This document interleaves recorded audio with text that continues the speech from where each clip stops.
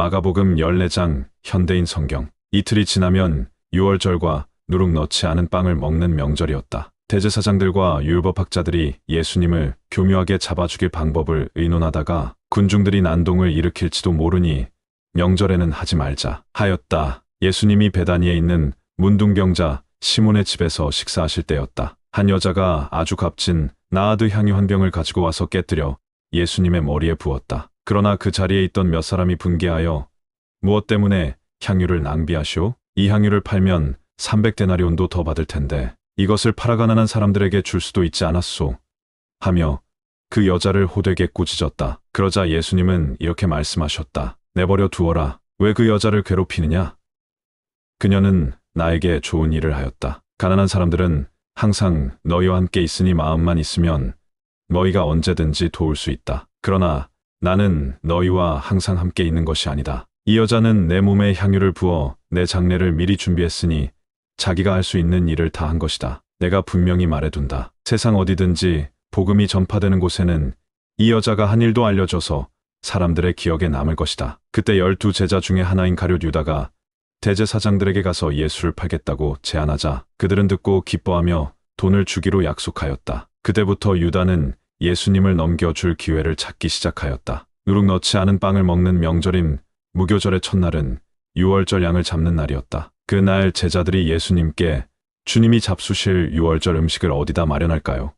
하고 물었다. 그래서 예수님은 2 제자를 보내며 이렇게 말씀하셨다. 너희가 성 안에 들어가면 물통을 가지고 가는 사람을 만날 것이다. 그를 따라가거라. 그리고 그가 들어가는 집 주인에게 우리 선생님이 제자들과 함께 유월절 음식을 먹을 방을 알아보라고 하셨습니다. 하여라. 그러면 잘 준비된 2층 넓은 방으로 안내할 것이다. 거기서 준비하도록 하여라. 제자들이 성 안에 들어가 보니 예수님이 말씀하신 그대로였다. 그래서 그들은 거기서 유월절 음식을 준비하였다. 날이 저물자 예수님은 12 제자와 함께 그 집으로 가서 음식을 잡수시며 내가 분명히 말하지만 너희 중 하나가 나를 팔 것이다. 그 사람은 지금 나와 함께 먹고 있다. 하고 말씀하셨다. 제자들이 슬퍼하며 저마다 예수님께 저는 아니지요.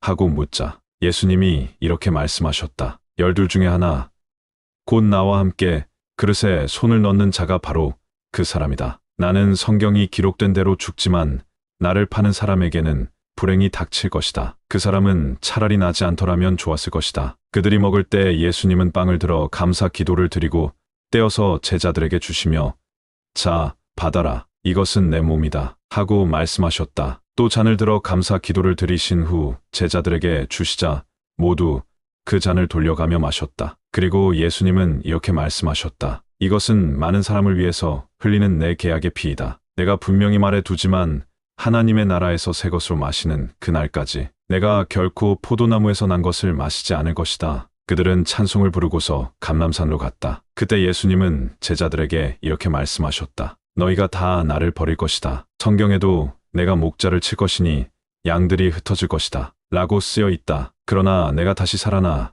너희보다 먼저 갈릴리로 가겠다. 베드로가 예수님께 모든 사람이 주님을 버린다 해도 저는 절대로 주님을 버리지 않겠습니다. 가자. 예수님이 베드로에게 내가 분명히 너에게 말하지만 바로 오늘 밤 닭이 2번 울기 전에 내가 3번이나 나를 모른다고 말할 것이다. 하셨다. 그러나 베드로는 내가 주님과 함께 죽는 한이 있더라도 절대로 주님을 모른다고 하지는 않겠습니다. 하고 큰 소리로 장담하였다. 그리고 다른 제자들도 다 그렇게 말하였다. 그들이 겟세마네라는 곳에 이르렀을 때 예수님은 제자들에게 내가 기도하는 동안 너희는 여기 앉아 있거라 하시고 베드로와 야고보와 요한만 따로 데리고 가셨다. 예수님은 몹시 괴로워하시며 그들에게 지금 내 마음이 너무 괴로워 죽을 지경이다. 너희는 여기 머물러 깨어 있어라 하셨다. 그리고서 예수님은 조금 더 나아가 땅에 엎드려서 할 수만 있으면 그 고난의 때가 자기에게서 지나가기를 빌며 이렇게 기도하셨다.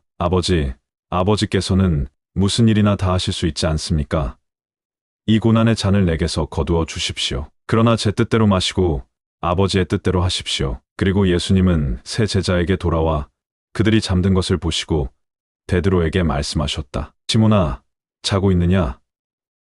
내가 1시간도 나와 함께 깨어 있을 수 없느냐? 시험에 들지 않게 정신 차려 기도하여라. 마음은 간절하지만 몸이 약하구나. 예수님이 다시 가서 같은 말씀으로 기도하신 후 돌아와 보니 제자들이 몹시 피곤하여 또 자고 있었다. 그들은 예수님을 보고 몸둘 바를 몰랐다. 예수님은 세 번째 제자들에게 오셔서 이렇게 말씀하셨다. 아직도 자고 있느냐?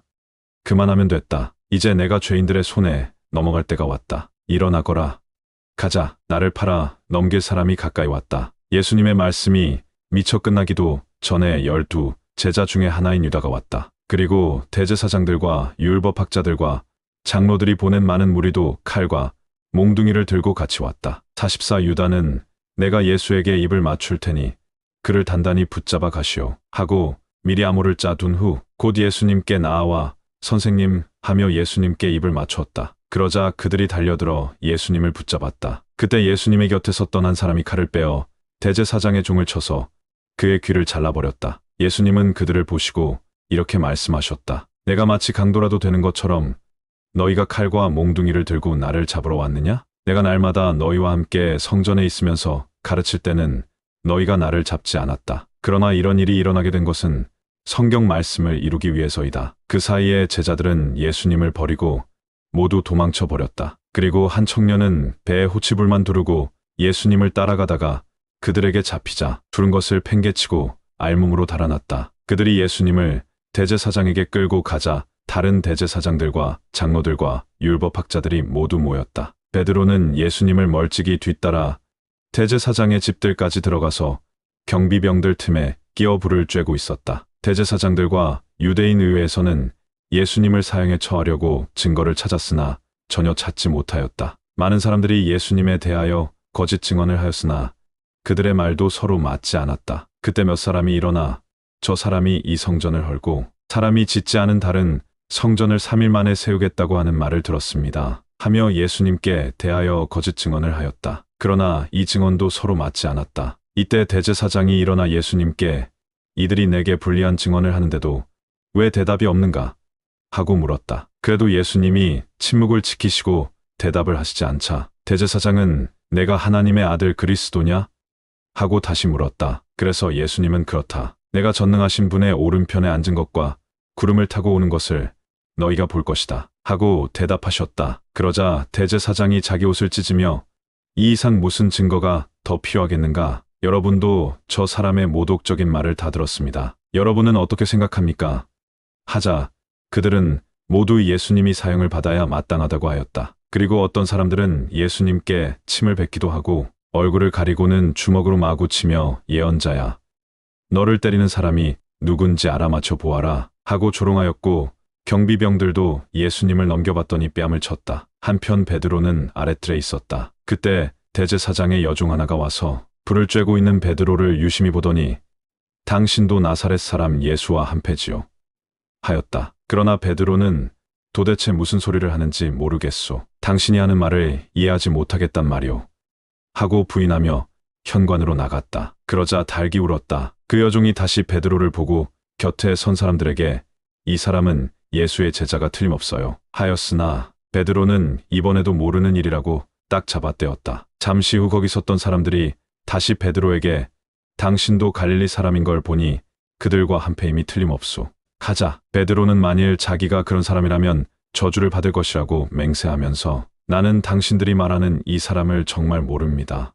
하였다. 바로 그때 닭이 2번째 울었다. 베드로는 예수님께서 닭이 2번 울기 전에 내가 3번이나 나를 모른다고 말할 것이다. 라고 하신 말씀이 생각나서 한없이 울었다.